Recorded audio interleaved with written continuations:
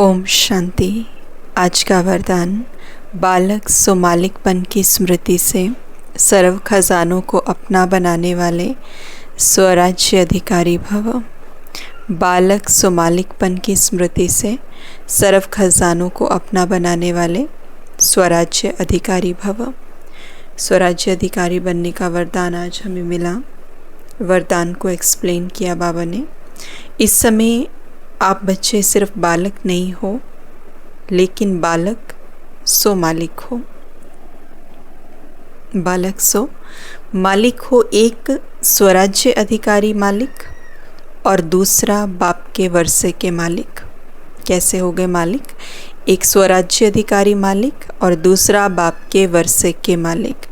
जब स्वराज्य अधिकारी हो तो स्व की सर्व कर्मेंद्रियां ऑर्डर प्रमाण हों, लेकिन समय प्रति समय मालिकपन की स्मृति को भुलाकर वश में करने वाला ये मन है।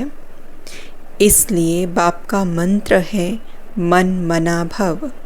मन मना भव रहने से किसी भी व्यर्थ बात का प्रभाव नहीं पड़ेगा और सर्व खजाने अपने अनुभव होंगे।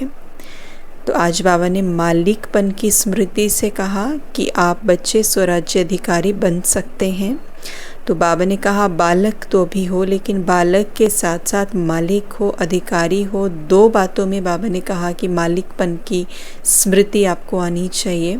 दो बातों में अधिकार महसूस करने की ज़रूरत है। अगर खुद के ऊपर नियंत्रण करना है, कंट्रोल करना है खुद को, तो बाबा ने कहा पहला कि मैं स्वराज्य अधिकारी आत्मा हूँ, ये पहला मालिकपन की स्थिति है। और दूसरा कि बाप के वर्षे के भी मालिक हो, सुख शांति संपत्ति ज्ञान गुण धन जो भी बाबा ने हमें दिया है उसके मालिक हो। माना जो बाप से ज्ञान के रूप में हमें मिला हुआ है, श्रीमत के रूप में मिला हुआ है, जो भी बाबा ने हमें हमारी सच्चाई बताई है, अस्तित्व बताया है, तो हम उस सब के मालिक हैं। तो बाबा ने कहा कि स्वराज्य अधिकारी तो हो, लेकिन बाबा कहते समय प्रति समय इन दोनों मालिकपन की स्मृति भूल जाती है। और स्मृति क्यों भूलती है? क्योंकि मन यानी जो विचार पैदा हो रहे हैं, जो थॉट्स आ रहे हैं, तो बाबा ने कहा मन जो है वो कहीं ना कहीं वश में कर लेता है। मन आउट ऑफ कंट्रोल जो है वो चला जाता है और मन के अंदर संकल्प दूसरे दूसरे आ जाते हैं। तो बाबा ने कहा इसलिए मन को कंट्रोल करना ज़रूरी है, क्योंकि मन के अंदर ही जब दूसरा संकल्प आ रहा है तो हमें अधिकारीपन की स्मृति भूल जा रही है। तो बाबा ने कहा मन को वश करने का मंत्र है मन मना भव, कि जहाँ पे थॉट्स आ रहे हैं उन्हीं थॉट्स की अगर क्वालिटी को बदल दिया जाए। मन मना भव मना ज्ञान की रीति से अगर हमारे संकल्प चलने लगे, ज्ञान की रीति से अगर हमारे मन के अंदर वो माहौल बन जाए जिसमें एक एक इंस्ट्रक्शन ज्ञान की रीति से हो, जिसमें सबकॉन्शियसली रजिस्टर हो जाए who am I, to whom I belong, मैं कौन हूँ, मेरा कौन है, मैं यहाँ क्या करने आई हूँ और जो भी मेरे साथ हो रहा है वो क्यों हो रहा है।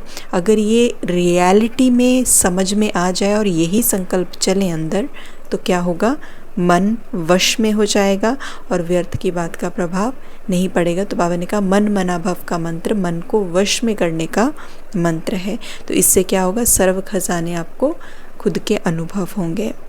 स्लोगन, परमात्म मोहब्बत के झूले में उड़ती कला की मौज मनाना यही सबसे श्रेष्ठ भाग्य है। परमात्म मोहब्बत के झूले में उड़ती कला की मौज मनाना यही सबसे श्रेष्ठ भाग्य है। जब हमारी स्थिति लाइट हो जाती है, जब ज्ञान से, परमात्मा के प्यार से और श्रीमत के ऊपर जब हम चलते हैं, तो उस पुरुषार्थ से तो मन बुद्धि लाइट हो जाती है। आत्मा लाइटनेस की अनुभूति करती है, एट द सेम टाइम शक्ति की अनुभूति करती है। एक एक पल जो है वो एक उपहार लगता है, एक एक पल एक ब्लेसिंग लगता है। तो यही तो मौज है, यही तो जीवन जीने का आनंद है। तो बाबा कहते ये सबसे श्रेष्ठ भाग्य है कि हम जी रहे हैं जीवन को, एक एक पल को एंजॉय कर रहे हैं। ओम शांति।